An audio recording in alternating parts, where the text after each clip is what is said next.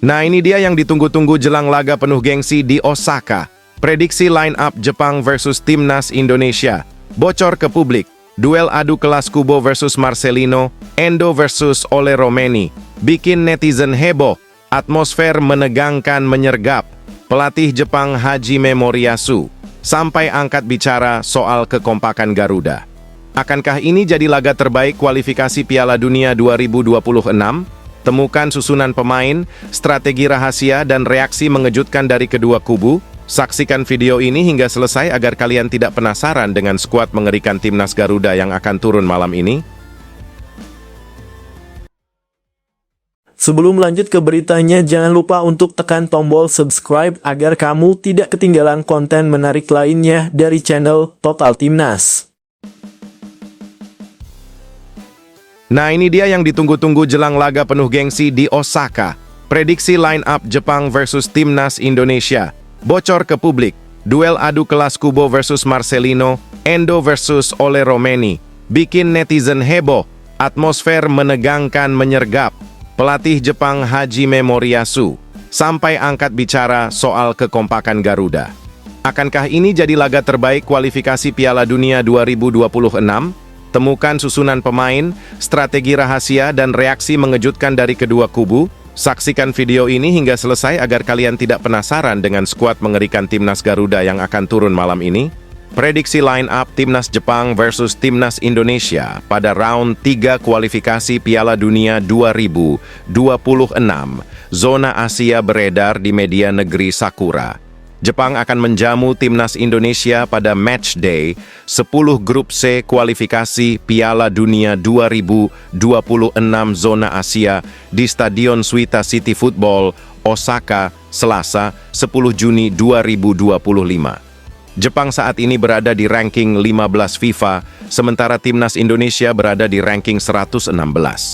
Samurai Biru julukan Jepang telah lolos ke Piala Dunia, sementara Indonesia telah melaju ke round 4 kualifikasi Piala Dunia 2026 setelah mengunci peringkat 3-4 di grup C. Meskipun Timnas Indonesia bertujuan untuk finish di posisi ketiga, skuad Garuda pada dasarnya terbebas dari semua tekanan pada pertandingan ini. Namun Jepang melakukan perubahan signifikan pada susunan pemainnya. Tetapi kalah 0-1 dari Australia pada laga tandang tanggal 5 lalu. Beberapa pemain kemungkinan akan mendapatkan kesempatan bermain pertama bersama skuad Jepang dalam pertandingan melawan Timnas Indonesia. Pada round 3 kualifikasi Piala Dunia 2026, nyatanya Jepang belum mampu mengalahkan tim-tim kuat di grup negara seperti Arab Saudi dan Australia sejak Maret lalu. Dengan hanya tersisa 1 tahun hingga Piala Dunia Amerika Utara Tengah, Jepang akan ingin meraih hasil dan momentum di kandang sendiri saat bertemu dengan Timnas Indonesia. Jepang mengalami ujian seperti pertandingan melawan Australia, yang dalam arti tertentu mengabaikan hasil, tidak secara langsung mengarah pada peningkatan kekuatan tim. Mengingat hal itu, pelatih Hajime Moriyasu untuk memulai dengan pemain terbaik di lapangan dari para pemain yang telah dipanggilnya kali ini dan menyelesaikan babak kualifikasi terakhir ini. Hajime Moriyasu memanggil beberapa pemain inti seperti Takefusa Kubo, Wataru Endo, dan Daichi Kamada. Semuanya akan berada di lapangan dan para pemain muda akan terlibat. Saya ingin menggunakan kesempatan ini untuk berkomunikasi sebagai satu tim dengan cara ini, kata Hajime Moriyasu dilansir Sakanowa.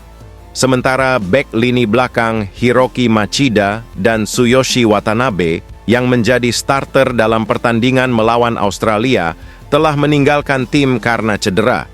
Dengan jumlah bek yang terbatas, Ayumu Seko dan Kodai Takai yang menggantikan mereka dalam pertandingan itu diperkirakan akan menjadi starter. Kembalinya Marcelino Ferdinand dan Maarten Paes membawa angin segar bagi Timnas Indonesia. Menjelang laga besok melawan Jepang, diprediksi kedua pemain ini masuk ke dalam line-up racikan Patrick Kluivert dan Alex Pastoor. Meskipun Emil Audero tampil luar biasa bersama Timnas Indonesia mengalahkan Cina, namun sepertinya Patrick Kluivert lebih memilih Maarten Paes. Sementara duet Marcelino dan Ole Romeni kembali menghiasi line-up skuad Garuda. Duet keduanya sudah teruji saat timnas Indonesia melawan Bahrain dengan skor 1-0. Namun Patrick Kluivert kekurangan pemain gelandang dengan absennya Ivar Jenner yang terkena akumulasi kartu kuning. Absennya Ivar Jenner sedikit menimbulkan kekhawatiran bagi lini tengah timnas Indonesia karena pemain Eerste Divisi Jong Utrecht sebagai pelapis Tom Hai salah. Satu opsi pelapis Tom Hai adalah Nathan Chow Aon sebagai gelandang bertahan. Jika ingin lebih bermain defensif, Tom Hai dapat dirotasi dengan masuknya satu pemain bek tengah untuk menempati posisi gelandang bertahan.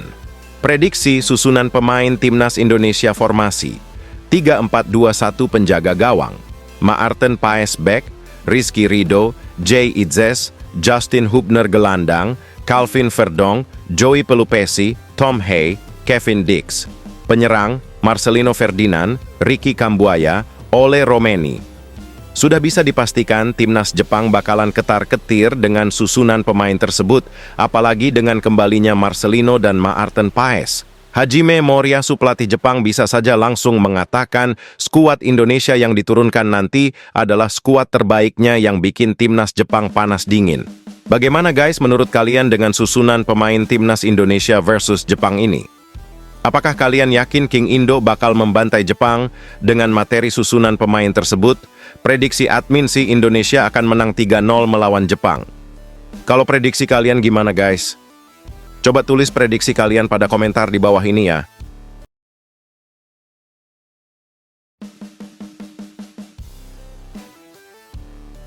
Bikin merinding, Patrick Kluivert. Tiba-tiba beri komentar khusus soal Stefano Lillipali. Pujian tinggi untuk sang senior, rendah hati yang diam-diam. Jadi kunci strategi timnas Indonesia. Disebut sebagai puzzle terakhir yang sempurnakan permainan Garuda. Apa rahasia peran Lillipali di balik layar? Simak pengakuan mengejutkan Kluivert dan momen haru yang tak terlihat kamera, bikin bangga dan emosional. Kehadiran Stefano Lillipali di timnas Indonesia mengundang komentar positif dari sang pelatih Patrick Kluivert. Stefano Lillipali menampilkan performa positif saat masuk di babak kedua untuk timnas Indonesia ketika lawan China pada 5 Juni 2025 lalu. Dalam laga ini, Patrick Kluivert memainkan 7 pemain Liga 1 yang menunjukkan komitmennya tetap mencampur kekuatan di skuad Garuda, tidak hanya didominasi pemain abroad. Salah satu yang mencolok tentunya adalah Stefano Lillipali, sosok paling senior yang saat ini ada dalam skuad. Lillipali saat ini berusia 35 tahun, sudah mengoleksi 31 caps bersama timnas Indonesia sejak 2013 lalu. Sebagai sosok senior di tim, Stefano Lillipali menjadi penghubung yang baik dengan pemain-pemain muda. Dia pemain senior, dia fantastis dan menambah value dari tim, kata Patrick Kluivert dilansir bolasport.com dari ESPN Asia. Anda tahu kita harus mencampur antara pemain liga domestik dan pemain yang bermain di luar negeri. Dan itulah yang sedang saya cari, semua pemain di sini memiliki puzzle kecil untuk disatukan ke puzzle besar, tambahnya. Kluivert juga menyatakan bila pemain yang bergabung di timnas Indonesia pun tidak lebih besar daripada tim.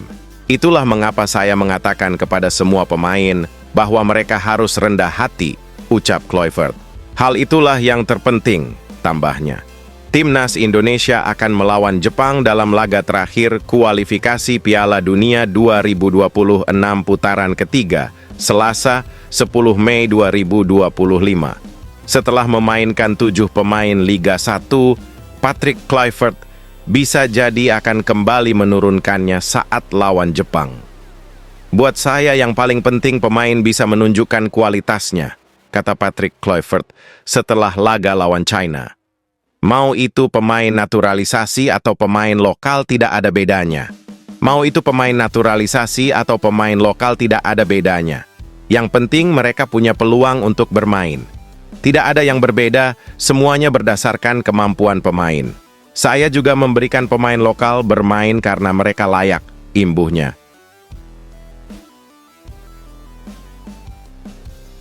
Dominasi Arab dan Qatar di tubuh Konfederasi Sepak Bola Asia, AFC, akhirnya mendapat perlawanan frontal dan berani dari dua kekuatan yang tak lagi bisa dianggap sebelah mata, Indonesia dan Thailand. Dipimpin oleh Ketua PSSI Erick Thohir dan didampingi kekuatan diplomatik megah dari Madam Pang, Asia Tenggara kini bersatu melawan hegemoni yang sudah terlalu lama mencengkeram jantung sepak bola Asia. Saat kabar rencana penyelenggaraan seluruh pertandingan ronde 4 kualifikasi Piala Dunia 2026 di Arab Saudi dan Qatar mencuat ke publik, banyak negara diam. Tetapi tidak Indonesia. Tidak kali ini. PSSI dengan suara lantang menolak keras ide tersebut. Sebuah surat resmi langsung dikirim ke AFC, berisi protes dan permintaan untuk menghentikan praktik tidak adil yang secara terus-menerus memberi keuntungan pada kawasan Timur Tengah. Indonesia menyebutnya sebagai bentuk kolonialisme modern di lapangan sepak bola dan menyerukan AFC agar kembali kepada prinsip netralitas dan keadilan. Namun di balik layar, sebuah manuver besar tengah digerakkan. Madam Pang, Ketua Asosiasi Sepak Bola Thailand, muncul sebagai tokoh kunci. Wanita yang dikenal tegas, cerdas, dan dihormati di internal AFC ini menyatakan perang terbuka terhadap monopoli venue Timur Tengah. Kalau sepak bola Asia hanya digilir di Doha dan Riyadh, buat apa kita punya federasi kontinental? Lebih baik langsung pindahkan kantor AFC ke Gurun Pasir. Begitu kira-kira kata Madam Pang dengan tegas. Ucapan itu seperti tamparan keras ke wajah para pejabat AFC yang selama ini duduk nyaman dalam pelukan petrodolar. Selama bertahun-tahun, Arab Saudi dan Qatar mendikte arah sepak bola Asia. Dari hak siar, bidding tuan rumah, sampai wasit dan venue. Dan kini, ketika panggung besar menuju Piala Dunia kembali dipaksakan ke mereka, Asia Tenggara menyatakan, cukup. Dengan kekuatan jaringan ASEAN, semoga saja Madam Pang langsung menghubungi Federasi Sepak Bola Malaysia, Vietnam, Filipina, bahkan Jepang dan Korea Selatan. Hasilnya, gelombang tekanan diplomatik yang membuat AFC tak berkutik. Ancaman boikot halus mulai muncul, dan AFC sadar. Ini bukan lagi protes biasa. Ini pemberontakan. Di Indonesia, kabar keberanian ini mungkin akan langsung disambut antusias. Tagar hashtag lawan AFC dan hashtag Madam Pang Pahlawan ASEAN membanjiri media sosial. Publik bersorak bukan hanya karena peluang timnas Garuda terbuka lebih lebar jika bermain di kawasan Asia Tenggara, tapi karena kebanggaan bahwa Indonesia akhirnya berani menantang kekuasaan lama yang selama ini tak tersentuh. Sepak bola bukan hanya tentang lapangan, ini tentang keadilan, tentang harga diri. Kalau kita terus mengalah, jangan pernah berharap Asia Tenggara dihormati, kata seorang pendukung di media sosial. Kini, situasinya berubah 180 derajat. AFC, yang awalnya bersikukuh mempertahankan Arab dan Qatar sebagai tuan rumah, mulai melunak. Bocoran dari dalam menyebutkan bahwa Thailand dan Malaysia menjadi kandidat kuat tuan rumah netral ronde 4, bahkan ada wacana menggelar babak ini secara rotasi di beberapa negara ASEAN. Jika ini benar-benar terjadi, maka dunia akan menyaksikan. Untuk pertama kalinya, kekuatan sepak bola Asia Tenggara mampu membalikkan arah keputusan Konfederasi Asia. Dan itu semua tidak akan mungkin tanpa keberanian Indonesia dan keberpihakan total dari seorang wanita yang kini dianggap sebagai game changer dalam sepak bola Asia, Madam Pang. AFC pun kini berada di bawah sorotan tajam. Jika mereka tetap memaksakan Timur Tengah sebagai venue, mereka akan dicatat sebagai pihak yang tak mampu menjunjung keadilan kontinen terbesar di dunia. Jika mereka menyerah dan pindah ke Asia Tenggara, maka sejarah baru akan tercipta. Dominasi Arab dipecah oleh kekuatan suara ASEAN. Kita sedang menyaksikan babak baru, sebuah pergeseran kuasa. Dan Indonesia bersama Madam Pang berada di garis depan perlawanan. Karena Asia bukan milik Arab, Asia bukan hanya Qatar, Asia adalah Indonesia, Asia adalah Thailand, Asia adalah ASEAN, dan sekarang kita bersuara. Bagaimana guys menurut kalian dengan langkah tegas kolaborasi PSSI dan Madam Pang dari Thailand untuk menolak tunduk kepada AFC sehingga ronde keempat diselenggarakan di kawasan Asia Tenggara. Apakah kalian setuju dengan hal tersebut? Coba tulis pendapat kalian pada komentar di bawah ini ya. Tak disangka, legenda Inter Milan ini tiba-tiba tampil ngotot demi jadi starter lawan timnas Indonesia di Osaka. Jelang duel pamungkas kualifikasi Piala Dunia 2026, sang veteran kirim pesan penuh ambisi, "Saya belum habis." Aura persaingan memanas. Skuad Jepang bergejolak. Siapa sosoknya dan apa yang membuatnya terobsesi hadapi Garuda? Simak cerita penuh emosi dan tekad di balik ambisi sang legenda. Bek sayap senior timnas Jepang, Yuto Nagatomo, mengaku sangat ingin bermain lawan timnas Indonesia pada laga terakhir ronde ketiga, kualifikasi Piala Dunia 2026, zona Asia di Suita City Football Stadium, Osaka, Selasa, 10 Juni 2025. Yuto Nagatomo adalah sosok paling senior dalam skuad tim nasional Jepang. Bek FC Tokyo itu masih sering dipanggil Hajime Moriyasu ke timnas Jepang. Sayang, Hajime Moriyasu belum memberikan kepercayaan untuk tampil. Yuto Nagatomo jadi penghangat bangku cadangan sepanjang perjalanan Samurai Biru di kualifikasi Piala Dunia 2026. Legenda Inter Milan tersebut terakhir kali bermain untuk timnas Jepang pada babak 16 besar Piala Dunia 2022 kontra Kroasia. Pada pertemuan pertama melawan timnas Indonesia di Jakarta, November 2024 lalu, Nagatomo ikut di bawah Hajime Moriyasu. Namun, Nagatomo tidak masuk daftar 23 pemain dalam skuad lawan timnas Indonesia. Nasib yang sama juga terjadi saat Jepang kalah di markas Australia di Perth, Kamis, 5 Juni 2025 lalu. Pelatih Jepang Hajime Moriyasu sudah mengatakan bahwa peran Nagatomo di tim bukan hanya seorang pemain, tapi juga sebagai pelatih. Namun, mantan pemain Marseille dan Galatasaray sangat ingin bermain di laga Jepang versus Indonesia.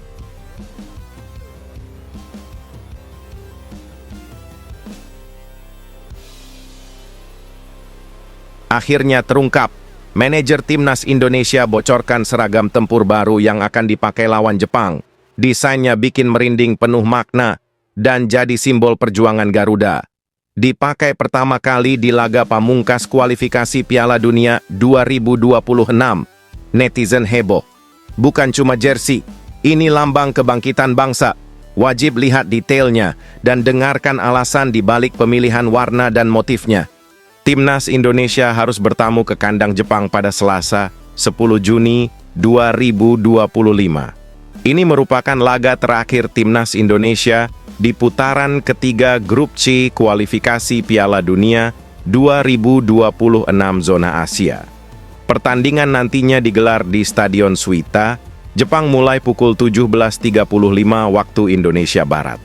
Timnas Indonesia dipastikan bakal mengenakan jersey away pada kesempatan tersebut. Kepastian itu terungkap melalui unggahan akun Instagram manajer Timnas Indonesia, Sumarji. Sumarji memajang foto seragam Tom Hay bernomor 19 jelang duel terjadi. Bismillah, tulis Sumarji. Ini sekaligus menjadi momen debu bagi seragam away Timnas Indonesia. Sebagai informasi, jersey dengan warna dominan putih itu resmi dirilis pada 3 Februari 2025 lalu. Timnas Indonesia sempat menjalani laga tandang melawan Australia pada 20 Maret 2025. Namun, kala itu tim asuhan Patrick Kluivert memutuskan untuk mengenakan seragam kandang. Timnas Indonesia kemudian tak memiliki kesempatan mengenakan jersey away pada 2 laga selanjutnya. Pasalnya, skuad Garuda tampil sebagai tuan rumah. Rinciannya yakni menjamu Bahrain 25 Maret dan China 5 Juni. Sementara itu, Patrick Kluivert menatap laga melawan Jepang dengan optimis. Hal tersebut tak terlepas dari bekal bagus yang dimiliki Timnas Indonesia dalam 2 laga terakhirnya. Seperti yang diketahui, Ole Romeni DKK mampu menyapu bersih 2 laga terakhir dengan kemenangan. Rinciannya yakni mengalahkan Bahrain 1-0 dan Cina 1-0. Ya, kami tahu nanti bakal menghadapi tim yang sangat kuat. Kami memiliki hasil fantastis lawan Cina di kandang sendiri. Jadi, kami sangat percaya diri, kata Patrick Kluivert. Tetapi Jepang juga sangat percaya diri. Mereka bermain di kandang sendiri dan kami mencoba yang terbaik demi hasil positif nanti, ucap Patrick Kluivert.